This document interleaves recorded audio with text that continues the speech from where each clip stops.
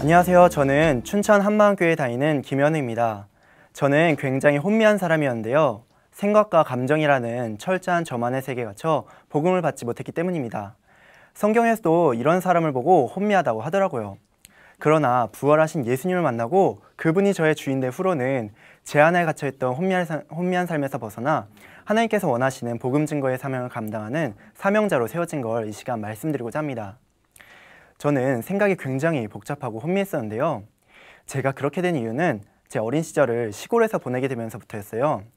제가 7살이 되던 해 부모님께서는 강원도 원주에서도 아주 변두리에 있는 시골 마을로 이사를 가게 되었는데요. 제가 이사할 집에 처음 갔을 때 저희 집 반경 1km 안에는 사람이 살지 않았어요. 그러다 보니 당연히 물도 없고 전기도 없고 가스도 없고 심지어 길도 없는 마치 무인도와 같은 곳에 정착하게 되었습니다. 이런 곳에서 산다고 하니까 저는 눈앞이 깜깜했는데요. 아무리 둘러봐도 놀만한 게 보이지 않았기 때문이었어요. 어린이들에게 노는 건 생명이잖아요. 이 생명 같은 놀이를 하지 못한다면 저는 꿈도 희망도 없이 낙심과 좌절에 빠질 것만 같았어요. 그래서 저는 강한 의지를 가지고 혼자 노는 법을 터득하기 시작했는데요. 그것이 바로 공상이었습니다. 이 공상이 제 머리를 복잡하게 할 줄은 꿈에도 몰랐는데요. 저는 만화책이나 TV에서 멋진 장면들을 보면 그걸로 공상을 하기 시작했습니다. 제가 그 만화 속 주인공이 되는 것을 상상하며 상과들을 막 뛰어다녔는데요. 공상은 하면 할수록 너무나 재밌었어요. 저는 슈퍼 히어로가 되었고 적들이 제게 주먹을 날리면 저는 손가락 하나로 탁탁 쳐냈고요. 또 제가 손가락 한번 탁 튕기면 적들은 순식간에 으악 하며 하나둘 그 자리에 쓰러지는 거예요. 그렇게 제가 지구를 구하고 사람들의 환호를 받는 상상을 하는데 야, 정말 세상을 다 가진 것 같았어요. 그렇게 저는 공상에 점점 빠져들어가게 되었는데요. 어느 정도로 빠져들었냐면 저는 공상을 하기 위해 별도의 노트까지 만들었습니다. 일명 공상 노트였죠.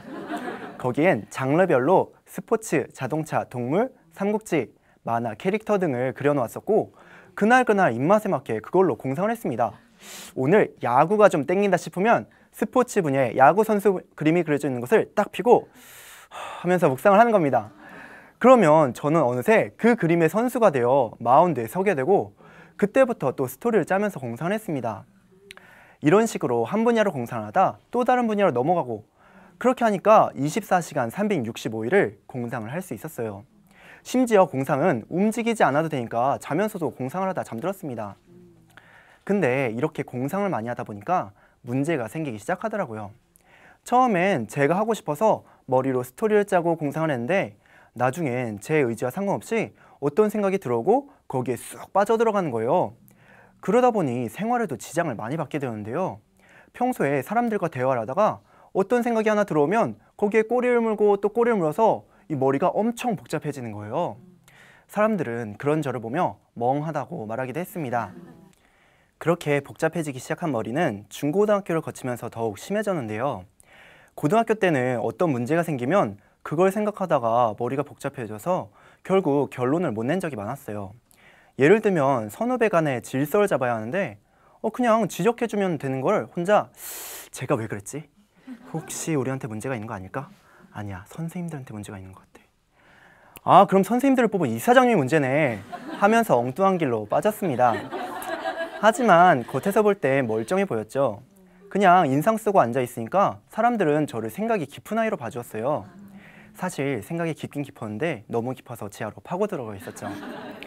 그렇게 복잡한 생각 가운데 저는 철저한 저만의 세계에 갇히고 있었습니다. 그러다 춘천에 있는 강원대학교에 입학하게 되면서 저는 한마음교회에서 운영하는 기숙사에 들어가게 되었는데요. 기숙사에 들어간 첫날 저는 기숙사에 짐을 놓자마자 형들한테 인사도 안 하고 근처에 살던 후배를 만나러 가버렸어요. 사실 형들한텐 별 관심이 없었거든요. 그렇게 개념도 없고 자기밖에 모르는 저였지만 형들은 친절하게 대해주시더라고요. 그러면서 형들이 제게 복음에 대해 알려주기 시작했는데요. 사실 이 복음이란 말은 많이 들어봤지만 뭘 의미하는지 몰랐습니다. 근데 이 복음이란 게 예수님이 우리 죄를 위해 죽으시고 3일 만에 다시 살아나셨다는 거예요. 특히 이 부활은 예수님이 하나님이란 증거고 또 역사적인 사실이라는데 저는 이 말씀을 들을 때마다 이 머리가 너무 복잡하고 또 항상 감정적으로 말씀을 받았던 터라 이 부활이라는 사건이 별 감동이 안 오니까 믿을 수가 없겠더라고요. 그래서 형들은 제게 예수님의 부활은 네 감정과 상관없는 역사적인 사실이야 이렇게 말했지만 저는 느낌이 오는데 어떻게 믿어요? 하면서 복음을 전혀 듣지 못했습니다. 그렇게 복음에 대해 듣기 시작하면서 저의 혼미한 정도는 점점 심해졌는데요. 급기야 이 말씀을 들을 때마다 머리가 너무 복잡하니까 두통이 몰려오더라고요. 그래서 형들이 말씀을 나눠주면 저는 머리를 붙잡고 하고 있기도 했고요. 또 이게 머리가 복잡하니까 무슨 얘기를 해줘도 나중에 기억이 안 나는 거예요. 그래서 저희 작은 교회 일꾼형이 말씀을 뜨겁게 나눠주면 이제 알겠네요 이러다가도 말씀이 끝나고 형이 뭐가 졌냐고 물어볼 때는 기억이 안 나는데요 라고 하든지 아니면 제가 알고 있는 지식으로 대충 얼버무리기 쓰였습니다. 왜냐면 정말 머리가 하얗게 돼서 아무것도 기억이 안 났기 때문이었어요. 그리고 말이 헛나간 적도 많았는데요. 하루는 밖에 나갔다 기숙사에 들어왔는데 정말 비틀거릴 만큼 머리가 복잡한 거예요. 이제 그렇게 들어와 앉아 있는데 저보다 4살 많은 형이 다른 형들과 집안 얘기를 하고 있었습니다. 무슨 내용인지 자세히는 기억이 안 나지만 그 형이 어머니에 대해 말하면서 우리 엄마가 이러이러하셨는데 이렇게 됐어 하는데 그게 너무 충격인 거예요. 그래서 제가 니네 엄마가 그러셨어요? 하고 물어봤고 저는 그 이후로 형들에게 니네 엄마로 불리게 되었습니다. 이 머리가 너무 복잡하니까 생각하지도 않은 말이 막 나가더라고요. 그렇게 혼미함을 극도로 달리던 어느 날 저에게 이젠 이런 생각까지 들어왔습니다. 예수님의 부활이 역사라는데 역사가 거짓이면 어떡하지? 정말 어이없고 말도 안 되는 생각이었는데 이 생각이 한번 들어오니까 머리에서 떠나질 않는 거예요. 그러다 보니 저는 이 혼미한 생각에 완전히 빨려들었고 그때부터 예수님의 부활을 더 믿을 수가 없겠더라고요. 제 신앙은 완전히 패닉 상태가 되었습니다. 그 다음부턴 이 의심을 떨쳐내려 해도 떨어지지도 않고 생각 자체를 안 해봐도 소용이 없더라고요. 심지어 부활의 역사적인 자료들을 확인해봐도 의심은 사라지지 않았습니다. 그렇게 의심은 어딜 가든지 제 삶에 발목을 잡았어요. 좋아질만 하며 의심에 무너지고 좋아지면 또 무너지는 것을 거의 4년 동안 반복했습니다. 그렇게 신앙생활을 하던 어느 날 저에게 이젠 이 의심이 감당할 수 없게 들어온 거예요. 또다시 무너지는 저를 보면서 속으로 생각했습니다. 내가 죽을 때까지 이 의심하고 싸워야 되나? 생각해보니 평생 이 싸움을 한다는 게 진이 빠져서 못할 것 같더라고요. 그래서 저는 교회 공동체에 중보기도를 요청하고 하나님께 제 인생을 걸고 엎드리기 시작했습니다. 그렇게 엎드린 가운데 마침 부활절을 맞이했고 목사님께서는 저를 비롯해 공동체 안에 의심이 드는 지체들을 위해 부활을 섬세하게 짚어주셨어요. 그때 목사님께서는 성막에 대해 말씀하셨는데요. 저는 부활에 대해 말씀하실 줄 알았는데 갑자기 웬 성막을 말씀하시나 했어요. 근데 목사님께서는 모세가 이 땅에서 성막을 지을 때 하늘나라에 있는 성막을 보고 지었다는 히브리서 말씀을 보여주시면서 죄 없는 하늘나라에 왜 죄를 사해주는 성막이 있냐고 물어보시는 거예요. 정말 모르겠더라고요. 그런데 그때 목사님께서는 죄 없는 하늘나라에 성막이 있는 이유가 예수님이 거기서 영원한 제사를 드려야 하기 때문이고 그렇기에 예수님은 죽으실 뿐 아니라 반드시 부활하셔야 한다고 하시는데 그때 제 눈이 확 열려지는 것 같았습니다. 저는 부활을 한 번도 하나님의 입장에서 본 적이 없었는데 하나님의 입장에서 부활을 보니까 이건 반드시 일어나야 하는 사건이더라고요. 그렇지 않으면 온 인류가 죄사함을 받을 수 없거든요.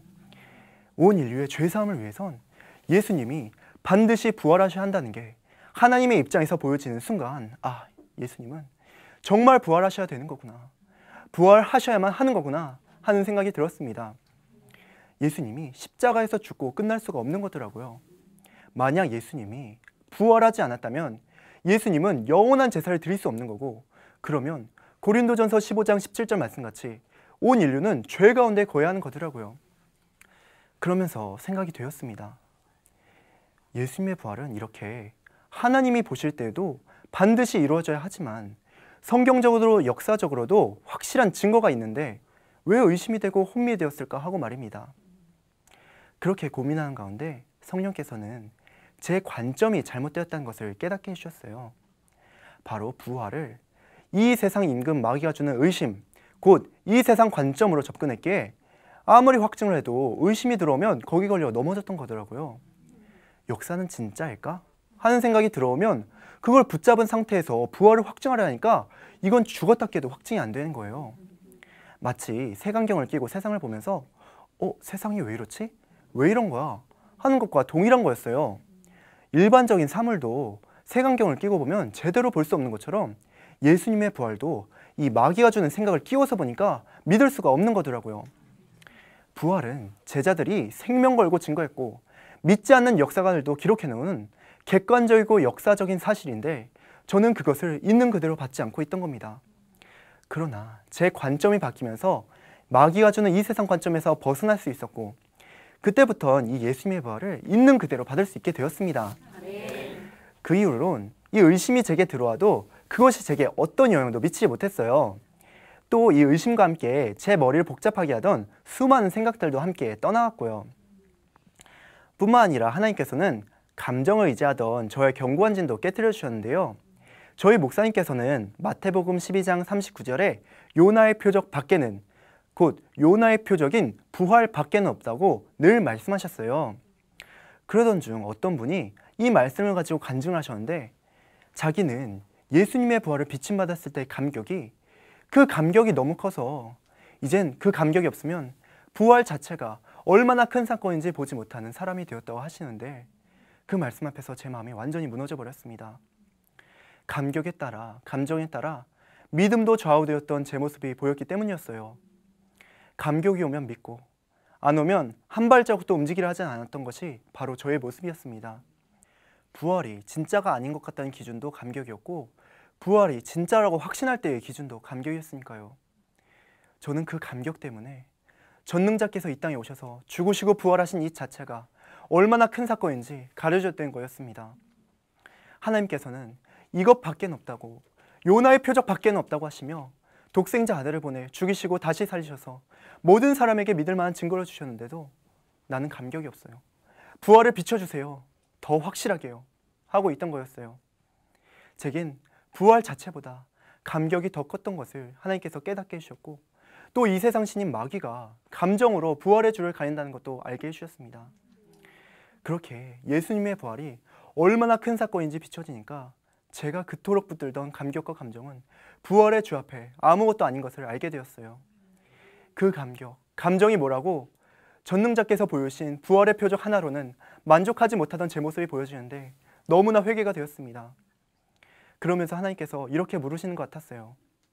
도대체 뭐가 더 필요하니? 어떻게 더 해줘야 네 믿음이 확실해질 것 같니? 이 물음 앞에 눈물이 쏟아졌습니다.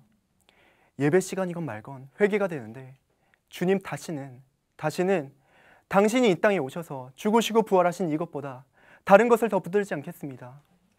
당신이 오셔서 제게 확실한 증거를 주셨고 또 저의 주인이 되어주셨는데 감정 하나에 이 모든 것을 물거품을 만들지 않겠습니다. 라는 고백이 되었어요. 그러고 나니 그제서야 목사님께서 왜 그토록 요나의 표적 밖에는 없다고 하셨는지 알 것 같았습니다. 이 세상 그 어떤 것도 이 부활, 이 증거보다 큰 것이 없기 때문이었어요. 왜냐하면 이건 전능자께서 이 땅에 직접 오셨다 가신 사건이었기 때문이었습니다. 그 이후로 저는 예수님의 부활을 확실하게 붙들게 되었습니다. 혹시나 예전처럼 감정이 높아지려 하거나 혼미한 생각이 들 때면 생각했어요. 지금 나에게 어떤 것이 가장 큰가? 그러면서 저는 이 부활의 주님보다 더 높아지려고, 더 커지려고 하는 것들을 끊으며 이 부활하신 예수님을 붙들었고 그때마다 이 복음의 능력과 함께 큰 기쁨이 많은데 정말 천국이 따로 없었어요. 그리고서 얼마 후 학교 기독교 동아리로 등록돼 있는 한마음 성교회 동아리 홍보기간이 있었는데요. 주로 신입생들이 대상인데 이 복음과 홍보와 함께 복음도 증가합니다. 제가 이 부활이 너무나 확실해지니까 얼마나 뜨겁게 복음이 증거되는지 정말 제 입에서 불이 나가는 것 같더라고요. 또 제 말을 듣는 학생들도 쫙 몰입되는 게 느껴지는데 예전에 의심이 들어 확실하게 복음도 증가하지 못했던 제 모습과 비교해보니 정말 엄청난 변화란 걸 알 수 있었습니다. 이제는 캠퍼스든 공원이든 택시든 심지어 지하철까지도 가릴 거 없이 어디서든 담대하게 복음을 증가하고 있습니다. 뿐만 아니라 혼미함이 떠나가고 감정에도 치우치지 않게 되니까 삶이 변하기 시작했는데요. 먼저 형들에 대한 태도가 달라졌습니다. 예전엔 생각이 꼬리에 꼬리를 물어 이 머리가 복잡하다 보니 형들과의 관계조차 망각한 적이 많았는데요. 그랬던 제가 이젠 형들을 형답게 대하는 아주 예의 있는 사람으로 바뀌었습니다. 예전처럼 형들에게 생각나는 대로 막말하던 게 사라지고 정상적인 대화가 되니까 저에게 니네 엄마란 별명도 사라졌어요. 또 저를 항상 따라다녔던 개념 없다는 얘기도 어느 순간부터 안 들리기 시작했고요. 지금은 오히려 형들이 쓴소리를 해도 아, 형 죄송해요. 제 마음 알죠? 하면서 형들의 마음을 녹여버리는 사람이 되었습니다. 또 부모님과의 관계도 너무 좋아졌는데요. 그동안 저만의 세계에 갇혀 부모님을 신경 써드린 적이 없었는데 이 머리가 맑아지니까 부모님께 잘해드리고 싶은 마음이 들더라고요. 특히 아버지와의 관계가 좀 서먹서먹한 게 있었는데요. 예전 같으면 그 감정대로 따뜻한 말 한마디 없이 아버지를 대하고 한 공간에 있어도 별 얘기도 안 하고 지냈을 텐데 이 부활하신 예수님을 만나고 나니까 제 감정에 상관없이 말씀에 순종하게 되더라고요. 그래서 하루는 서먹서먹한 제 감정대로가 아니라 사랑하라는 주님의 말씀대로 아버지를 안아드렸거든요. 그랬더니 그때 제 안에 뜨거운 사랑과 기쁨이 부어지는 거예요. 정말 너무나 놀라웠습니다. 요즘엔 방학이나 쉬는 날을 택해 부모님의 일손을 도와드리고 있는데요. 저희 집이 여전히 시골 촌동네다 보니까 수학철 같은 때 할 일이 너무 많은 거예요. 거기다 소도 여러 마리 키우고 있어서 두 분이서 하시기엔 무리가 있거든요. 그렇게 가끔씩이라도 도와드리면 부모님께서 너무 좋아하시더라고요. 더 많이 도와드리지 못하는 게 아쉽기도 합니다. 그리고 또 생각이 복잡하지 않으니까 머리가 얼마나 맑고 단순해졌는지 모르겠어요. 이젠 머리가 복잡해서 두통이 오는 경우는 찾아볼 수가 없고요. 어떤 문제가 생겨도 생각이 엉뚱한 길로 빠지는 경우도 없습니다. 오히려 잡생각이 안 들어오니까 공부할 때 집중이 잘 돼 성적이 계속 올라가더라고요. 뿐만 아니라 머리가 맑아서 이 판단 결정하는 게 쉬워지니까 지난 학기 땐 동아리 회장을 맡아 여러 가지 행사를 계획하고 또 성공적으로 진행하기도 했습니다. 정말 복음의 능력과 하나님의 은혜가 아니면 있을 수 없는 일이었죠. 지금은 한마음기숙사 하나를 맡아 후배들과 함께 생활하고 있는데요. 정말 목사님께서 제가 변하면 우리 교회는 다 변할 수 있습니다. 이렇게 말씀하실 만큼 혼미했던 제가 이 기숙사 일꾼까지 맡고 있다니 가끔은 저 스스로도 이런 사실에 놀라곤 합니다. 저는 누군가를 말씀으로 인도해 줄 수 있는 사람이 아니었거든요. 제 문제도 해결이 안 되는데 다른 사람을 이끌어준다는 건 상상도 못했어요. 그치만 부활하신 주님을 만나 제 모든 문제가 해결되고 또 이 부활이 너무 확실해지니까 이젠 사람을 끌어줄 수 있겠더라고요. 복음에는 이렇게 능력이 있습니다. 아무리 복잡하고 혼미한 사람이라도 전능자께서 오셨다 가신 이 복음이면 다 변합니다. 저도 변했고요. 이렇게 저를 혼미한 데서 불러내어 주님의 일꾼 되게 하신 하나님께 영광을 돌리며 제 간증을 마치겠습니다. 감사합니다.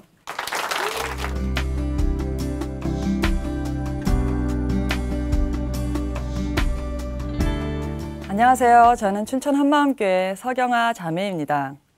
굳이 왜 자매인 걸 강조하냐면요. 예전에는 제가 남자가 되고 싶어 했거든요. 또 동성애를 적극적으로 찬성했었어요. 그런 제가 부활하신 예수님을 만나고 이런 생각들을 완전히 뒤집을 수 있게 된 간증을 나누고자 합니다.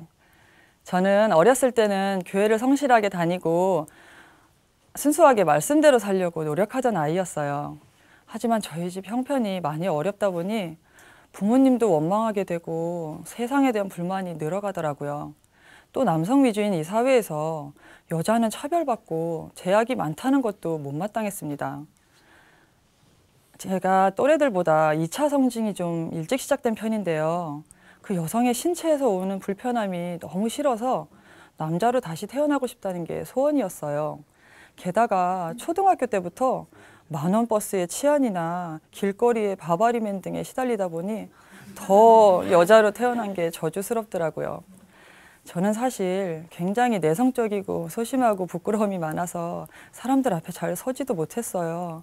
그런 제 성격이 너무 싫다 보니 더 남자가 되고 싶었던 것 같아요. 남자들에게는 진취적이고 자신 있고 도전적이 되라고 가르치잖아요. 물론 저도 인형놀이나 소꿉놀이를 좋아하던 평범한 어린 시절이 있었습니다. 하지만 언제부턴가 이런 여자애들의 놀이는 시시해지고 무술이나 전쟁놀이 같은 게 더 재밌어지더라고요. 순종적이고 하늘하늘 거리는 캐릭터는 거부감이 들었고 여자라도 당당하고 능력 있고 누가 봐도 멋진 사람이 되고 싶었어요. 학창 시절엔 보통 여학생들은 교복에 어깨에 뽕을 빼고 입는데요. 저는 더 강하게 보이고 싶어서 코트에 뽕까지 2개씩 넣고 다녔고요. 말투나 행동도 건들건들거리며 점점 더 터프해지더라고요. 고등학교 2학년 학교 축제 때는 남장 여장 콘테스트에 큰 맘을 먹고 신청을 해서 터미네이터처럼 가죽 잠바를 입고 선글라스를 끼고 총을 딱 들고 이렇게 참가한 적도 있습니다. 이런 저에게 우정 이상의 감정을 가지고 접근하는 여자친구들도 있었는데요. 하지만 전 남자가 좋았습니다. 제가 만약에 제 성별을 결정할 수 있었다면 남성을 택하고 싶었고요. 좋아하는 이상형도 남성적인 사람이었습니다. 자식도 아들을 낳고 싶어서 왜 마지막 음식을 먹으면 아들 낳는다는 속설이 있잖아요. 그래서 뭐든지 마지막 걸 차지하려고 혈안이었어요. 또 저는 어릴 때부터 만화와 영화 보는 것을 좋아했었는데요. 이런 것들을 통해서 제가 직접 경험할 수 없는 다양한 정보와 역사 또 사상 등을 배울 수 있다고 생각했기 때문에 이런 매체들이 저의 사고와 가치관에 많은 영향을 주게 되었습니다. 그중에 유독 남자 동성애가 나오는 작품들을 보면 그렇게도 설레고 환상적으로 보이는 거예요. 제가 기호적으로 남성이라는 성별을 좋아하는데 멋지고 매력적인 남자들만 주인공으로 나오니까 너무 신나더라고요. 이런 데 나오는 남자들은 흔히 생각하시듯이 그런 여성스러운 캐릭터가 아니거든요. 저도 사실 처음에는 동성애라는 것이 조금 이상하고 꺼림칙하기도 했어요. 그런데 일종의 금단의 열매에 대한 유혹이랄까, 일탈에서 오는 쾌감이랄까, 그저 작은 호기심으로 시작한 것이 점점 깊게 빠져들게 되더라고요. 이렇게 동성애를 미화시킨 작품들을 계속 보다 보니까 동성애도 그냥 사랑의 다양한 모습들 중에 하나로 여겨지고 세상에서 금기시하니까 오히려 역경을 이겨낸 사랑처럼 애절하게 느껴지더라고요. 동성애는 사실 육체적인 관계를 포함하는 것이지만 저는 플라토닉 러브란 말로 포장하려고 했어요. 사랑은 영혼 간의 만남이니까 내가 어쩌다 마음과 뜻이 맞아서 사랑에 빠지게 된 사람이 우연히 남성이거나 혹은 여성이 될 수도 있는 게 아닌가 이렇게 생각하게 된 겁니다. 그러니까 이성애, 동성애, 양성애 이런 개념을 따지지 말고 그냥 사람과 사람 간의 사랑으로 보자는 거죠. 지금 생각해보면 그건 사실 우정이나 존경에서 멈췄어도 되는 거였는데 저는 마음이 가면 몸도 어쩔 수 없이 가게 된다고 그냥 그렇게 넘겨버렸어요. 하지만 저는 이런 상태로도 고3 때까지는 열심히 신앙생활을 했습니다. 겉으로는 그랬지만 정작 이 마음에서 서서히 일어나는 의문과 불만들은 억누를 수가 없더라고요. 세상적인 지식이 늘어갈수록 기독교적인 가치관과 대립하게 되었습니다. 어느샌가 이 사람을 차별하는 듯한 종교라는 것 자체가 그저 고리타분한 인간들이 만든 올무처럼 느껴졌어요. 이렇게 정신적인 반항기를 거치던 저는 대학 입학 후에 본격적으로 교회와 멀어지게 되었습니다. 게다가 제가 전공했던 철학이라는 학문은 끊임없이 의심하는 것부터 가르치면서 하나님의 존재 자체도 흔들리게 했고 이상하게 기독교를 부정하는 주장들은 솔깃하게만 들렸어요. 결국 전 완전히 하나님을 등지고 탕자와 같은 삶을 살게 되었습니다. 대학 때는 그야말로 그동안 잠재되었던 욕구를 마음껏 발산하며 살았는데요. 여자도 남자와 모든 것을 똑같이 할 수 있다는 걸 보여주고 싶어서 무리를 해가며 온갖 학교 행사에 빠지지 않았고 술도 강한 척하면서 끝까지 버텼어요. 여자라고 보호해주는 것도 차별로 느껴져서 여자도 군대에 가야 한다고 주장했습니다. 실제로 사관학교에 지원한 적도 있었고요. 또 페미니즘과 사회개혁에도 관심이 많아서 이런 것으로 세상을 변화시킬 수 있을 줄 알았습니다. 이런 저를 아무도 여자로 봐주지 않았고 머리 긴 락커라고 놀리거나 대놓고 남자로 취급하기도 했었죠. 하지만 전 이런 반응들이 싫다기보다 왠지 한 사람으로 인정받는다고 느껴졌습니다. 저는 이렇게 남자가 되고 싶었고 동성애에 대한 환상이 있었기 때문에 한때는 성전환 수술을 해서라도 남자 대 남자로 사랑해보고 싶다는 생각도 한 적이 있어요. 그러니까 실행에 옮기지만 않았을 뿐이지 이 마인드는 이미 동성애자나 마찬가지였습니다. 제가 만약에 남자로 성전환을 해서 여자를 사랑했다면 이쪽 세계에선 그건 이성애로 보거든요. 저는 나 정도는 돼야 진정한 동성애자라고 생각했어요. 비록 성전환을 하진 못했지만 그래도 전 계속 동성애를 옹호하며 살았습니다. 2010년도에 방영된 모 드라마에 남자 동성 커플이 나오는데요. 저는 아주 제방산방 열심히 봤습니다. 여기에는 이들의 사랑을 반대하는 식구들은 아주 무식하고 몰지각한 사람으로 그려지는데, 반면 찬성하는 식구들은 너무나 합리적이고 의로운 사람으로 묘사가 됩니다. 저도 그 당시에 6살이었던 제 딸에게 남자도 남자랑 결혼할 수 있고 여자도 여자랑 결혼할 수 있다고 가르치면서 제가 굉장히 깨어있고 앞서 나가는 사람이라고 자부했어요. 물론 나중에 예수님을 믿고 나서는 엄마 생각이 틀렸다고 바로 정정해 주었습니다. 그런데 이렇게 하나님을 떠나서 내 마음 내 뜻대로 살면 자유롭고 행복할 줄 알았거든요. 그런데 지난 10년 세월을 돌아보니 오히려 더 지옥 같은 삶이었어요. 우상이었던 세상 지식은 정답은 없다는 결론만 남겼고, 가정에서도 행복을 찾지 못하고 인간관계에서도 실망만 하고 사회운동으로 세상을 바꿀 수 있다는 기대감도 식어가더라고요. 나중엔 다 귀찮아져서 집에 틀어박혀 TV만 봤어요. 항상 온갖 염려를 달고 살았고 우울과 불면증에 시달리며 결국은 죽고 싶다는 생각만 하고 지냈습니다. 이렇게 마음이 바닥을 치고 있던 어느 날, 큰아이와 같은 유치원에 보내는 이웃 엄마가 자기네 교회에 한번 가보자고 해서 정말 얼떨결에 한마음교회를 와보게 되었어요.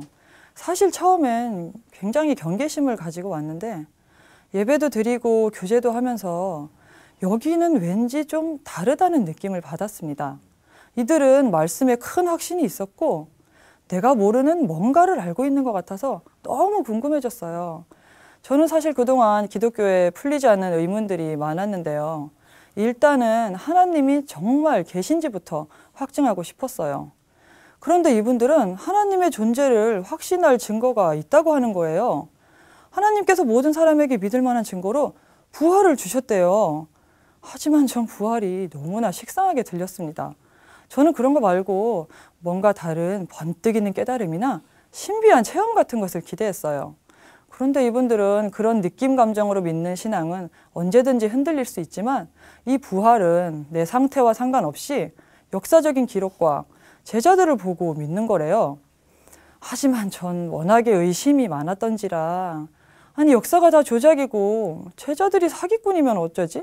이런 생각이 끊임없이 들었어요. 그러던 어느 날 제가 어떤 거대한 늪에 빠진 꿈을 꾸게 되었습니다. 그 늪은 푸세식 화장실처럼 오물로 가득 차 있었는데요. 이상하게 냄새도 안 나고 더럽다는 생각도 안 들더라고요. 그때 제 앞에 유일하게 잡을 수 있는 단 하나의 동아줄이 있었는데 제가 그 앞에서 이게 과연 믿을 만한 걸까? 아니 썩은 동아줄이면 어쩌지? 이러고 있는 거예요. 아니 사방천지를 둘러봐도 아무것도 없고 나는 곧 빠져 죽게 생겼는데도 이렇게 의심만 하고 있는 제가 너무 한심하더라고요. 이때 처음으로 내가 좀 심각한 의심병자가 아닌가 하는 생각이 들더라고요. 그러고 며칠 후에 저와 교제해주던 자매님이 이 부활은 네가 믿든 믿지 않든 이미 일어난 사실이다 라고 하는데 순간 머리가 띵 했습니다. 이건 마치 1 더하기 1은 2라는 당연한 것조차 믿지 않는 것과 같구나 싶었어요. 내가 이해가 되든 안 되든 사실은 사실이고 진리는 진리잖아요. 믿음의 근거가 나에게 있는 게 아니었어요. 이 역사라는 것은 모든 인류 문명의 기반이 되는 것인데 제가 믿어지지 않는다고 해서 전부 부인할 수는 없는 거더라고요.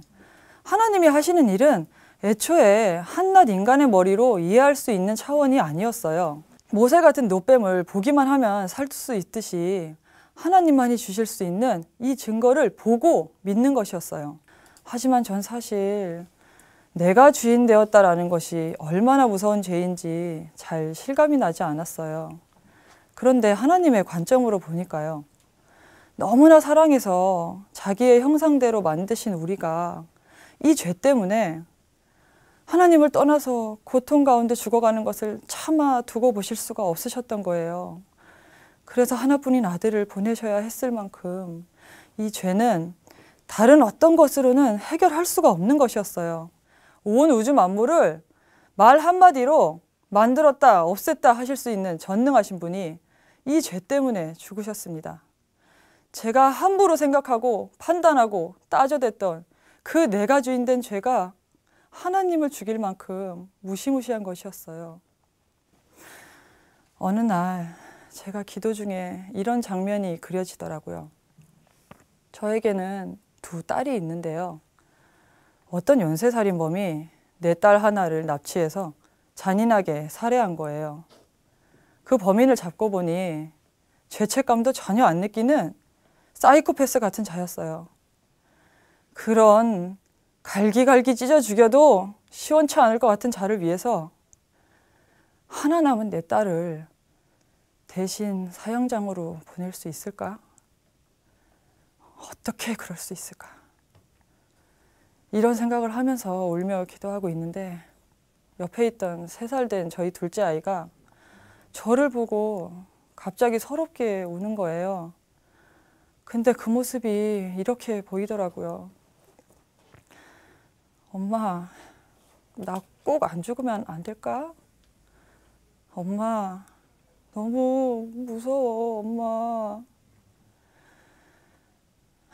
아니야, 그냥 갈게. 이러면서 순순히 죽으러 가는 자식을 피눈물을 흘리면서 지켜만 봐야 하는 그 심정을 정말 말로는 다 표현할 수 없겠더라고요.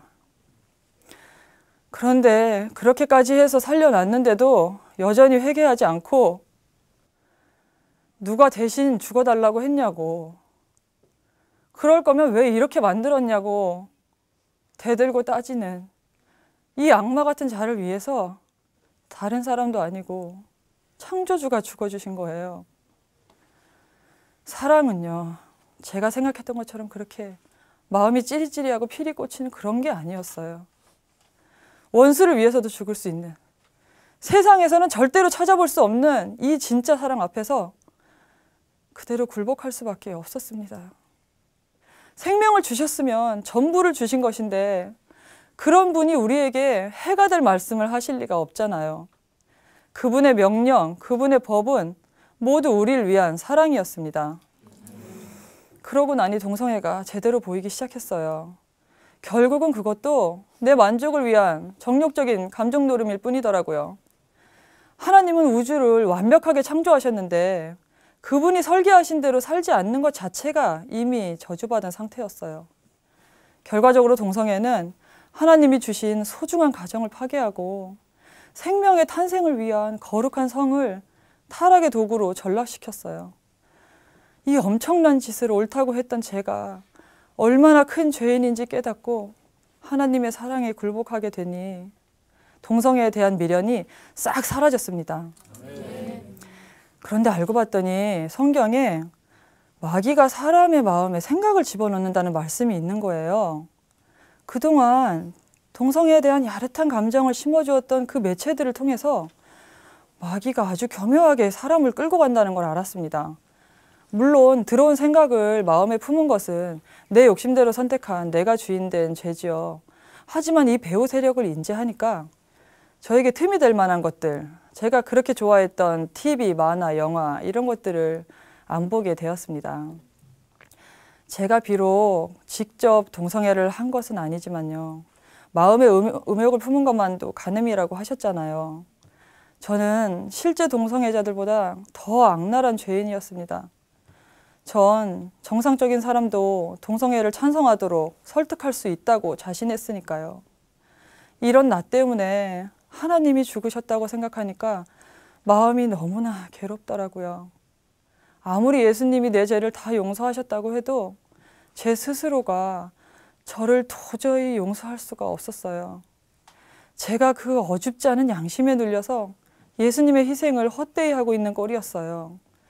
착한 척, 양심적인 척 하는 게 바로 교만이었고 예수님이 다 이루신 것을 믿지 않는 죄더라고요. 하나님이 정말 원하시는 것은 네 죄는 영원한 전능자의 피로 다 씻었고 네 옛사람은 이미 죽고 없으니 너는 이제 자유롭게 항상 기뻐하며 나와 사랑하기만 하면 된다. 이것뿐이었어요. 하나님의 본심을 알게 되니까 드디어 죄책감에서 해방되고 진정으로 자유할 수 있게 되었습니다. 하나님은 또 예수님을 통해서 영생뿐만 아니라 풍성한 모든 것을 다 주셨더라고요. 예전에는 제가 제 성별을 비롯해서 환경, 외모, 성격 다 불만투성이었지만요. 이제는 하나님의 피값으로 나를 사실 정도로 내가 귀한 존재라는 걸 알게 되니까 모든 것이 감사할 뿐입니다. 세상적으로 보면 여전히 전 아무것도 없는 것 같지만 예수님이 주인이시기에 다 가진 자라는 말씀에 무조건 아멘입니다. 제가 또 어떤 사랑을 받았는지 알게 되니까 그간의 모든 상처와 원망이 떠나고 원수도 품을 수 있는 존재가 되더라고요. 이미 완전한 새 피조물로 만들어 주셨다는 것을 부활로 믿기만 하면 되는 거였어요. 제가 비록 좋은 엄마는 아니었지만 자녀를 선물로 주시지 않았다면 아버지의 마음을 헤아릴 수 없었을 거예요. 제가 남자로 성전환을 했거나 동성애자가 되었다면 내 자식을 낳고 기르는 이 축복을 누리지 못할 뻔했으니 정말 가슴이 철렁합니다.